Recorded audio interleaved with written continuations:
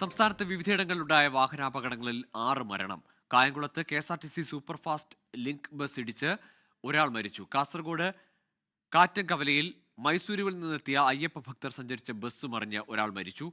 കോഴിക്കോട് എലത്തൂർ വെങ്ങാലി കേരള ബാങ്കിന് സമീപം ബസ്സും ബൈക്കും കൂട്ടിയിടിച്ച് വിദ്യാർത്ഥിനി മരിച്ചു. മലപ്പുറം ഒതുക്കുങ്ങലിലും പാലക്കാട് വടക്കഞ്ചേരിയിലും 2 അപകടങ്ങളിലായി 2 പേർ മരിച്ചു. കായംകുളത്ത് സ്കൂട്ടറിൽ റോഡ് മുറിച്ചു കടക്കുന്നതിനിടെ ബസ് ഇടിച്ചു തെറിപ്പിച്ചാണ് അപകടമുണ്ടായത്. പത്തിയൂർ സ്വദേശി മങ്ങാട്ട് രാധാകൃഷ്ണനാണ് മരിച്ചത്. കാസർഗോഡ് കാറ്റംകവലയിൽ അയ്യപ്പ ഭക്തർ സഞ്ചരിച്ച ബസ് മറിഞ്ഞൊരാൾ മരിച്ചു. മൈസൂരിൽ നിന്നുള്ള തീർത്ഥാടക സംഘം സഞ്ചരിച്ച ബസ്സാണ് മറിഞ്ഞത്. 50-ലധികം തീർത്ഥാടകർ ബസ്സിലുണ്ടായിരുന്നു. നിരവധി പേർക്ക് പരിക്കേറ്റിട്ടുണ്ട്. പത്തനംതിട്ട ലാഹിയിൽ ആന്ധ്രയിൽ നിന്നുള്ള അയ്യപ്പ ഭക്തർ സഞ്ചരിച്ച ടെമ്പോ ട്രാവലർ നിയന്ത്രണം വിട്ടുമറിഞ്ഞ് അപകടമുണ്ടായി.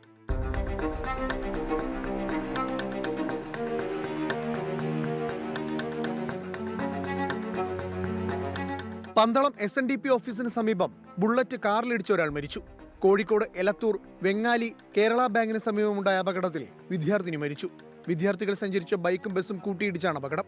വടക്കഞ്ചേരിയിൽ നിയന്ത്രണം വിട്ട കാർ മുറ്റത്ത് നിർത്തിയിട്ടിരുന്ന വാഹനത്തിൽ ഇടിച്ചു കയറി മറിഞ്ഞു.